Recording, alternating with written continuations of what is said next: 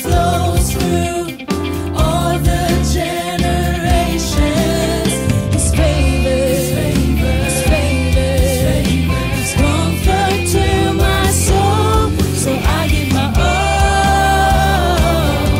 I'm counting the days that you've been faithful. Gotta give my praise to you. I'm counting the blessings, no more stressing, 'cause you move like you always do. So I stand up, take my place as a child of God. I'm counting the days that you've been faithful. Gotta give my praise to you. In every season, His provision. He is more than enough. More than enough. His forgiveness gives freedom. Chains are falling down. His favor, His favor, His favor, His comfort to my soul. So I give my all. Come on, lift your hands. You've been faithful. Gotta give my praise to you. I'm counting the blessings, no more stressing, 'cause you move like you always do. So I stand up, take my place as a child of God. I'm counting the days that you've been faithful. Gotta give my praise to you. Hallelujah, God. Woo! Oh God, to you I give my praise. Are you ready to dance for the Lord today? Come on, say I give my praise. I give my praise. I give my praise. I give my praise. I give my praise. Come on, give Him your praise. I give my praise. I give my praise. I give my praise. I give my praise. Are you ready to jump for the Lord? I give my praise to you. I give my praise to you. I give my praise to you. I give my praise to you. I give my praise to you. I give my praise. I give my praise. I give my praise. I give my praise to you.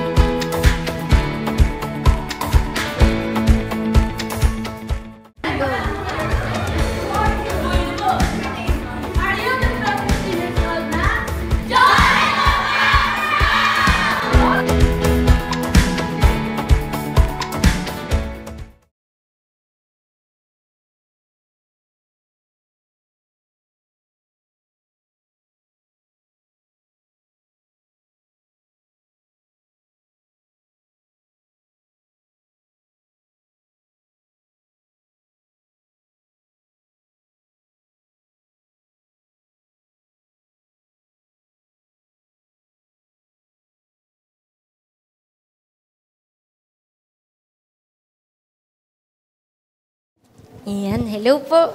Isang mapagpalang umaga sa ating lahat. So please bear with us. Konting ano lamang po, no? We just need a moment lamang po habang kami po ay nagse-set up. And just hold that, no? Yung spirit of worship na dala-dala natin today. Yan.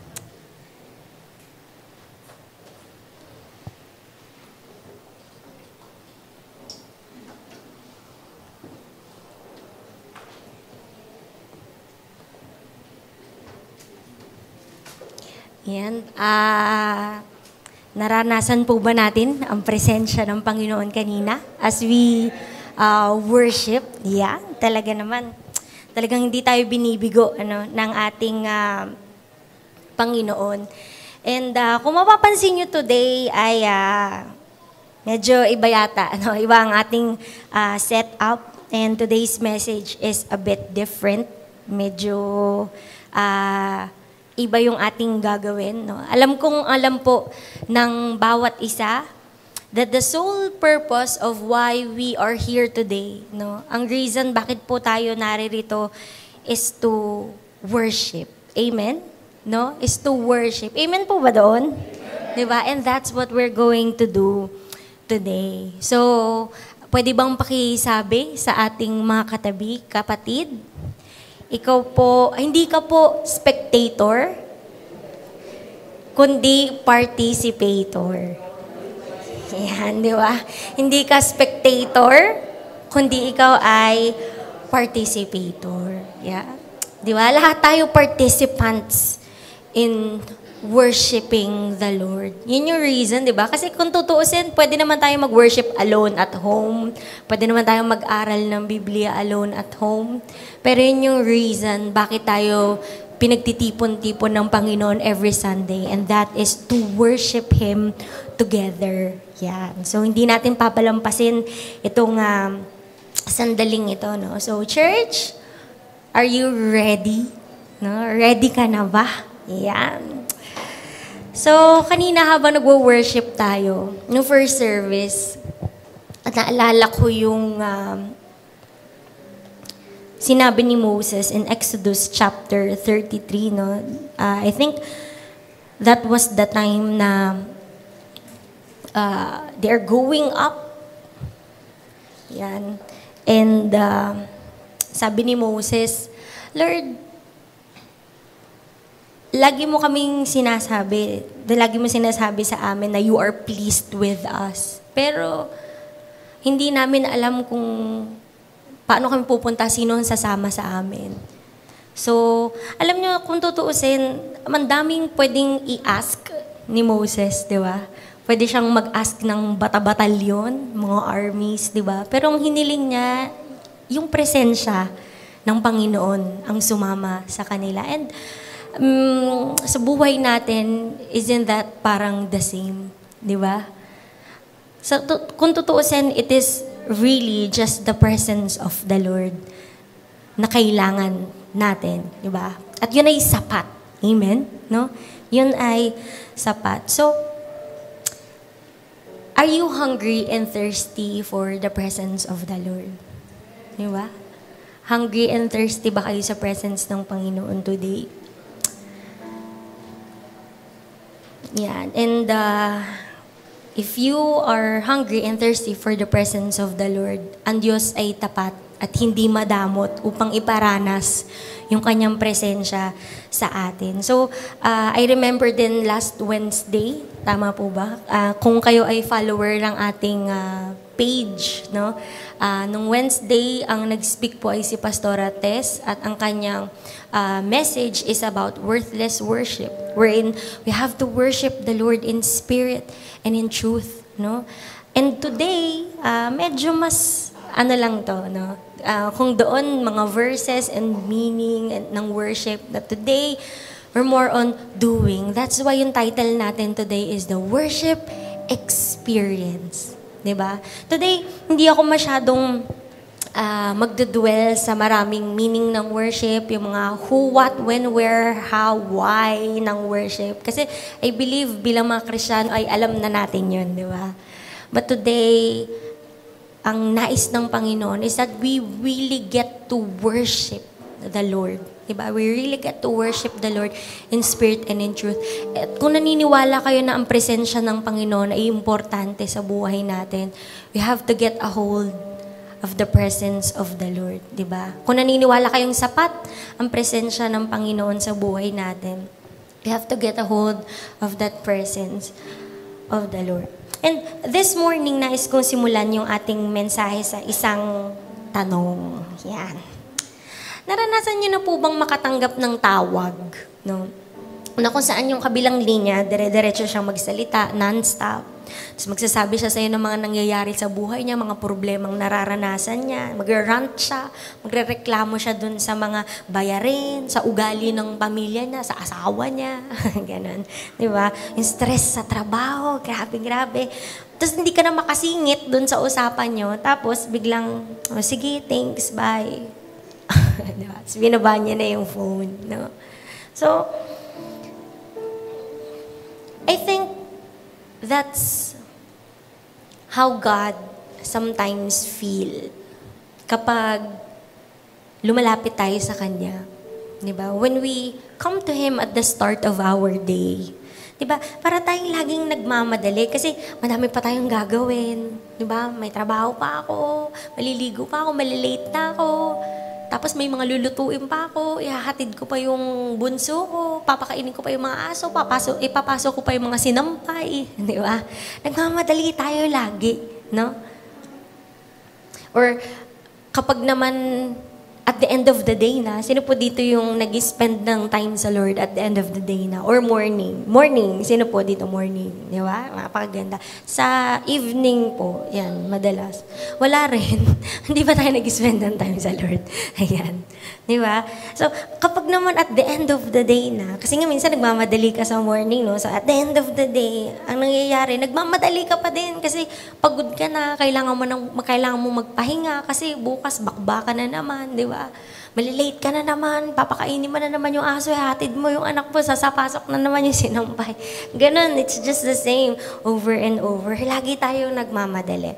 And while bilang mga Kristiyano, we don't forget to pray. Kasi alam naman natin importante, no? We don't forget to pray, but sometimes, it seems like we are talking to God, but not with God.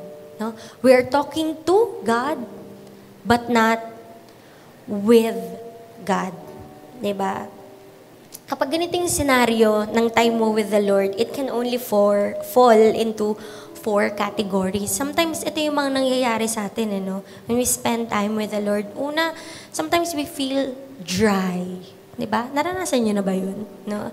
Parang dry. Parang, alam niyo yung pandesal na nakalimutan nating kainin ng almusal.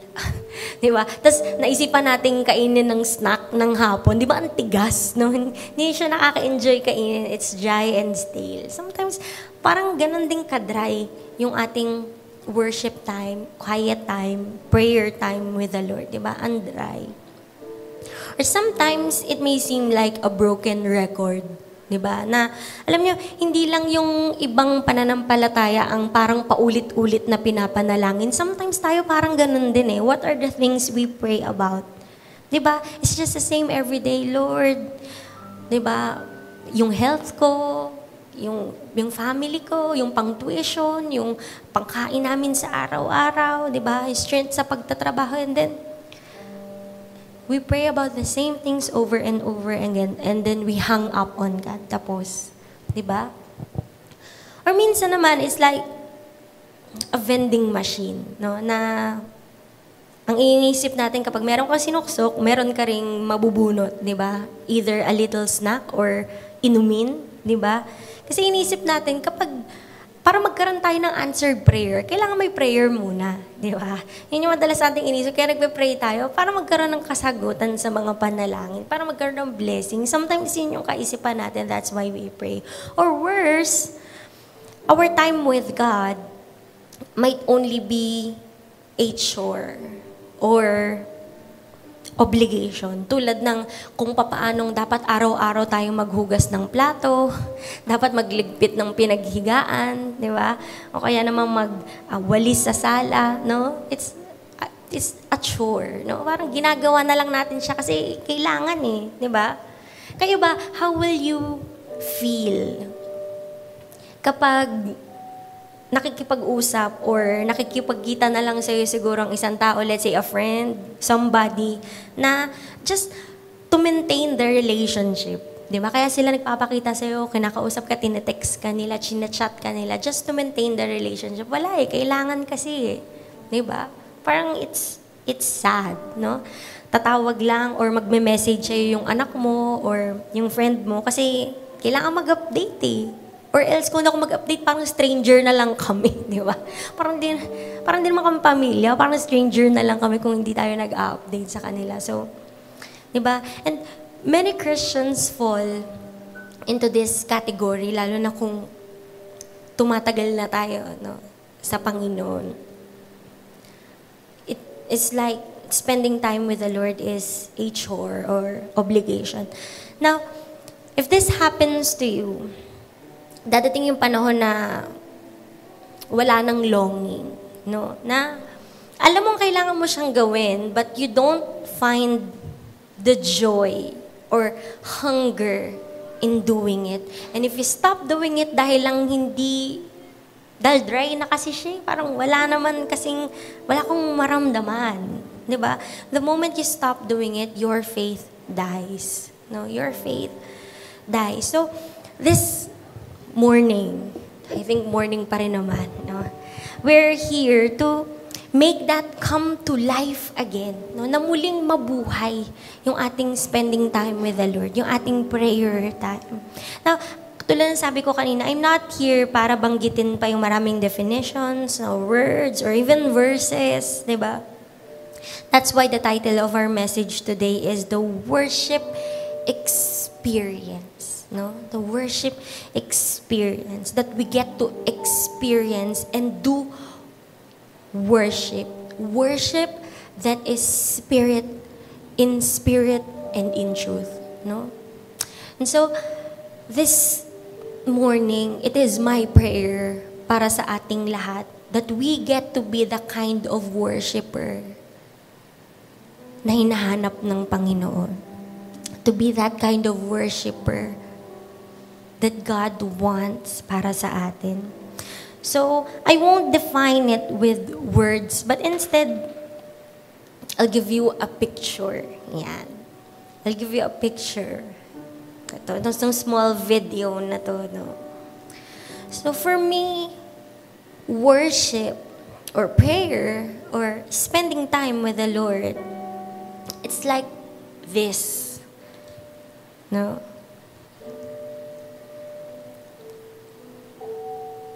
It's the mutual emptying or pouring out of one heart to another, until those two hearts become one.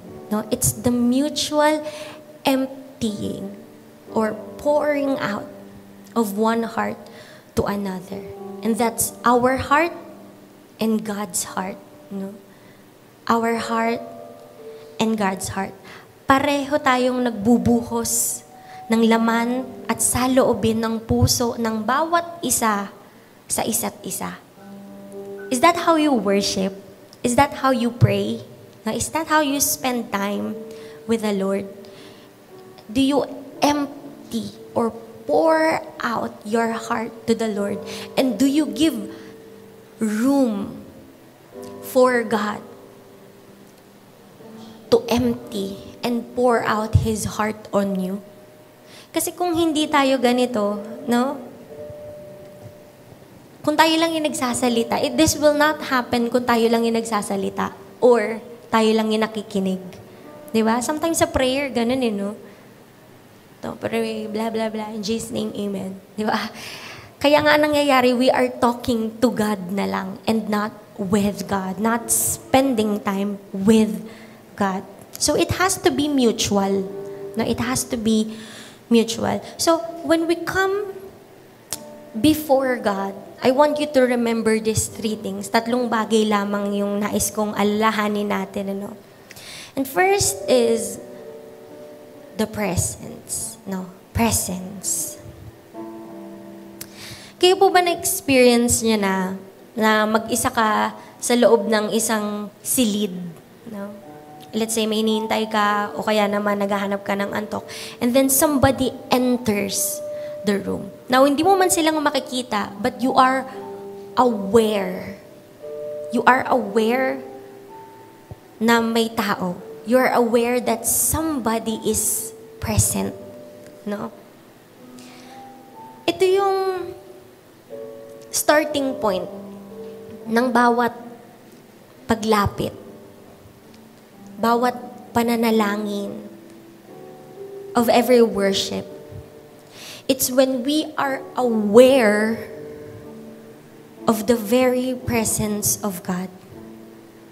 When we are aware of the very presence of God, or else, nagsasalita lang tayo sa hangin. Di ba? Nag-uubos lang tayo ng laway. We're just spewing empty words. If you're not aware of the presence of God, if you don't know and acknowledge who you are talking to. So it's extremely important to be aware of the presence of God and to connect to His heart, to His Spirit, before we start with words. Diba? It's very important to be aware of His presence, to connect to His heart before we start with our words. I have this devotional, no, na sinusundan ko. Natapos ko na siya. Pero it really changed kung paano ako nag-quiet time. Doon kasi sa system na yon, before reading the word or even before praying, mag-i-start ka muna with a 2-minute silence. No? 2-minute silence. Tahimik lang. Diba? Just to be quiet and still before the Lord. Tapos kahit tapos ko na yung devotional na yan, ganun na ako mag-devotion. Ganun na ako mag-quiet time. You start with a 2-minute silence. Just to be still before the Lord. Kasi hanggat merong ingay, no? Hanggat merong ingay outside or even inside, dito at dito, 'di ba? Hanggat merong ingay outside and even here inside, we cannot hear the still small voice of God. So it's extremely important that we start with silence. Just to be aware of that presence of the Lord. And to that same degree, no, we make ourselves available para sa Panginoon. Sa Biblia, a lot of people said this word. I think, nabanggit ko na to sa mga dati nating message, no? And it's the word hineni. Yan, hineni. I'm not sure if you're familiar with it. So, it's a Hebrew word na sinabi ni Abraham kay Yahweh nung tinatawag niya si Abraham to leave his land.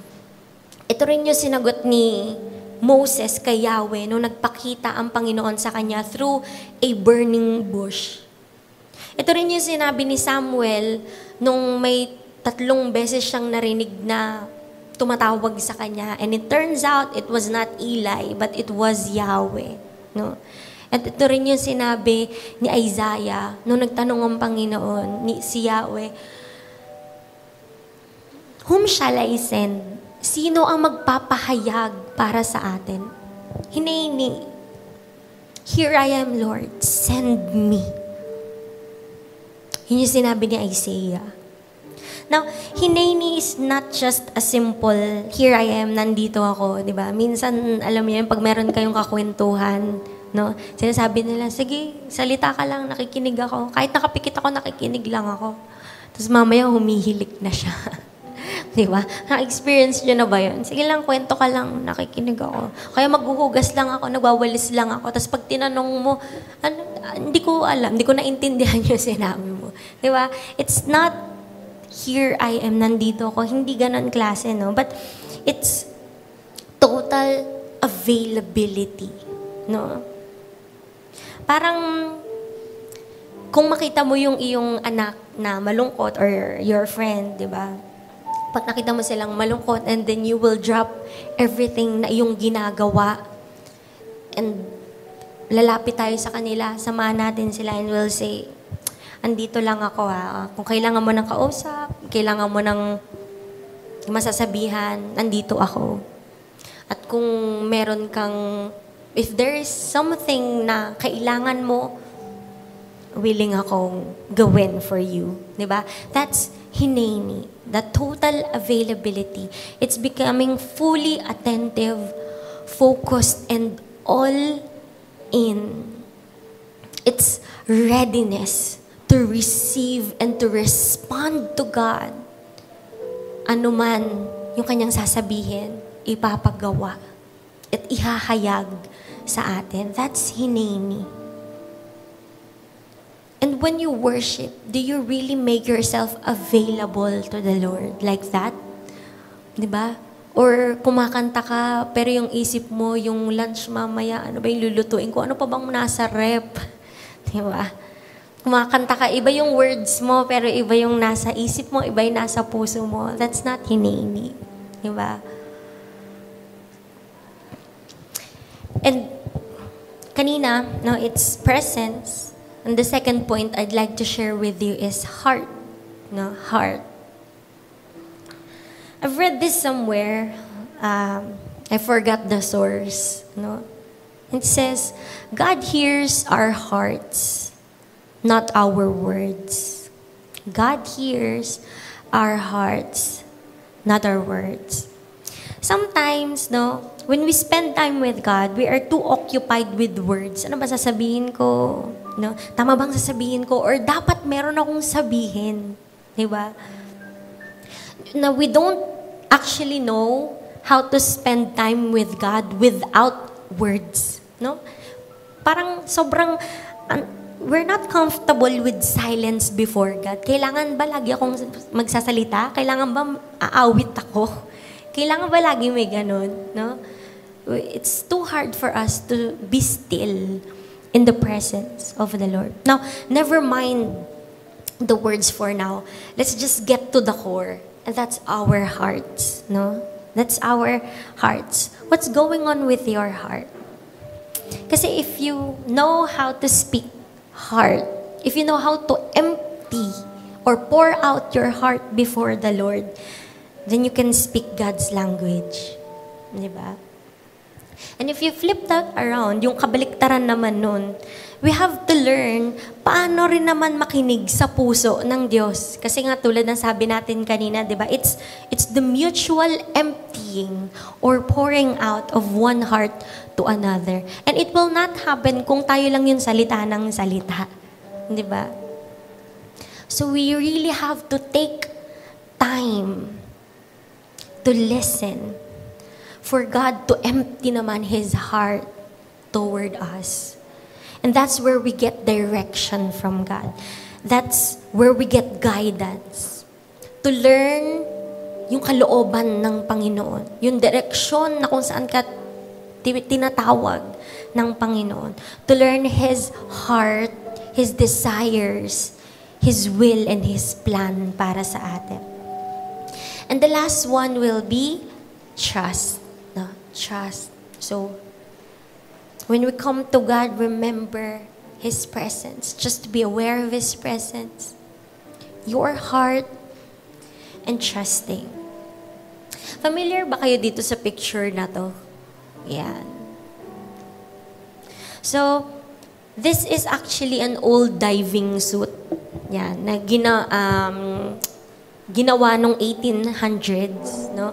Ginagamit ito kapag meron kailangang gawin underwater na matagal. Kasi ngayon, 'di ba, pag nagda-dive, meron na silang parang self-sustained na oxygen sa likod, 'di ba? Yun yung bit-bit ng mga diver. So, dito this diving suit, kung mapapansin niyo, meron siyang hose, no? Meron siyang hose na nakakonekta doon sa machine. And that machine, dyan siya kumukuha ng air, ng oxygen. At para ma-operate yan, kailangan merong isang tao manually na nagpapump. Yan, nagpapump. Yun yung nagpapump ng air. Iikutin niya ng iikutin. Yan, para mapump niya yung air na kailangan ng tao na magdadive sa baba. So, kung merong gagawing civil engineering, yan, marine salvaging, pearl diving. So, ibababa siya, yung diver, bababa yung diver doon. Tapos naka-host siya, tapos ipapump yan. Yan. So kapag tapos na yung gawain ng nasa baba na diver, he needs to tug the tube yan or the rope at hihilahin na siyang pabalik nung tao na nasa taas. So, imagine if you're this guy at the bottom, no? Imagine mo ikaw yung tao na magdadive sa baba. Kung meron kang malalang trust issue, napakahirap nito para sa'yo. Diba? Kasi pag-iisipan mo ito, what if pag malalim na ako? What if hindi niya ipump yung hangin? Bigla niya ako isabutahe. Diba? O kaya naman, what if maputol yung tube? No? O kaya naman, what if, sabi ko, iakyat mo na ako, tapos busy siya, nagtitiktok pala siya doon. O kaya naman, di ba? Nakikipag-usap siya sa, niya, kung sino man. Di ba? Hindi niya na ako makikita, no? Grabe naman trust issues, yan. Di ba? Now, in the same way, sa buhay natin, no, the man above is not just some random man or random guy or stranger, di ba? Because the man who pumps air on our lungs, the man who sustains us is the God of the universe. Diba? He's the God of the universe. And I can't stress this enough. He is the God of the universe. No? Siguro naman may hint na kayo kung gaano kalaki ang universe, di ba? Na sa sobrang laki nito, majority, gaano man katindi or ka-advanced ang ating technology, it's left unexplored. Marami pa, no? And we are just a tiny speck. Para lang tayong alikabok, di ba? Kung ikukumpara sa grandeur or laki ng universe. But as the Bible says, di ba? But not a single sparrow can fall to the ground without your Father knowing it. Di ba? Gaano man kalaki yung universe, wala ni isang ibon na pinapakain at sinusustain ng Panginoon ang hindi nahuhulog ng hindi nalalaman ng Panginoon natin. Diba? And even the very hairs of your head are all numbered. Bilang ng Panginoon. He knows us. He knows what we need.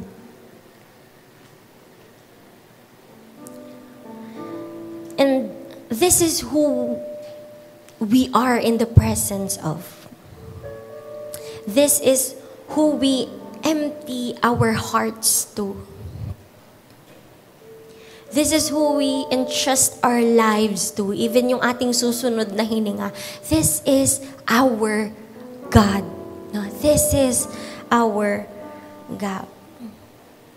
And so, I'd like to end it now here. No, gusto ko na ditong tapusin ito. Kasi tulad nga ng sinabi ko kanina, this is a worship experience. At itong mga binanggit ko kanina, it's just, alam mo yun, you already know it. Alam nyo na ito. But this is just a reminder para sa bawat isa sa atin. So, can I please request everyone to close your eyes?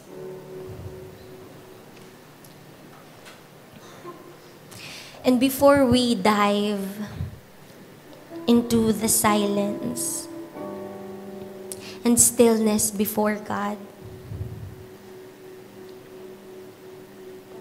remember, we are in the presence of the God of the universe. We are standing on sacred ground, His holy ground. Now focus on your heart, on your soul. Because this is our doorway to the spiritual. And that is where we meet God. That's where we're going to meet God. So get into that room. The inner room na sinasabi sa Matthew chapter 6. Get into the inner room. And close the doors to everything else. to every distraction, to every worry, to every burden and baggages. And if you happen to have a hard time to quiet down and break all the noise that's inside your head, I want you to focus on it. Yung mga dinaadala mo, focus on it. All the stress in your gut, the heavy thoughts on your head, on your heart. Now imagine it like something collecting on your lungs, on your chest, and slowly breathe it out. Lahat ng mabibigat na isipin at dalahin, slowly breathe it out. Exhale it all out. And let the Spirit of God and let the breath of God enter. And now feel the beating of your heart. The blood flowing in your veins. Slowly fading away. Na ang matitira na lang is your very core. So today there's no world, no noise, nothing right now, kundi ikaw. And in that stillness,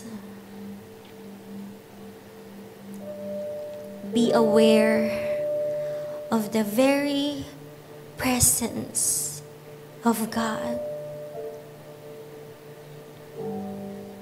Now, this is not about feeling. This is about knowing and trusting that He is here. You may not feel it now, but it is knowing and trusting that He is here because He promised His very presence to those who earnestly seek Him. So just be here. Just be. This is between your heart and God's heart. Your heart and God's heart. It's just your heart and God's heart.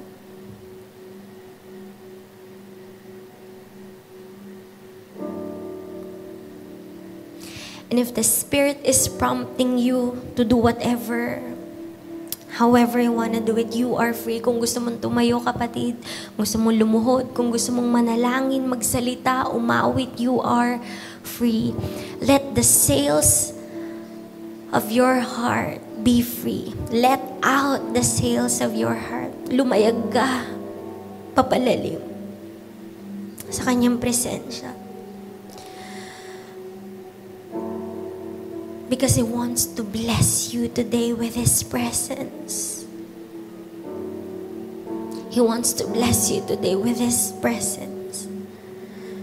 Presensyang sapat at higit pa sa iyong pangangailangan. Be aware of that presence of God today. Just to be still before the Lord.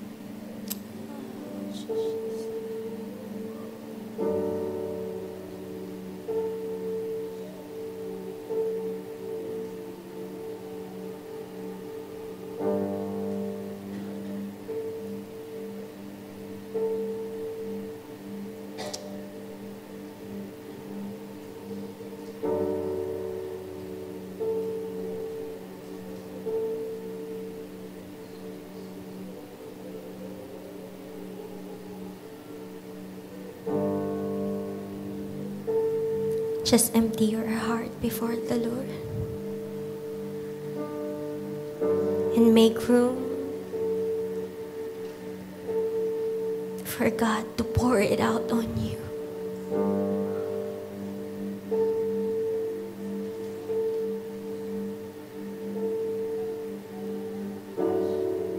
Just to be here, God, and enjoy your presence. In the silence and in the stillness, God,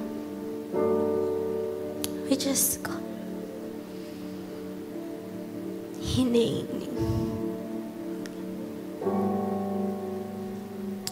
Andito ako, Lord. Here I am, God. I'm just here. Just here.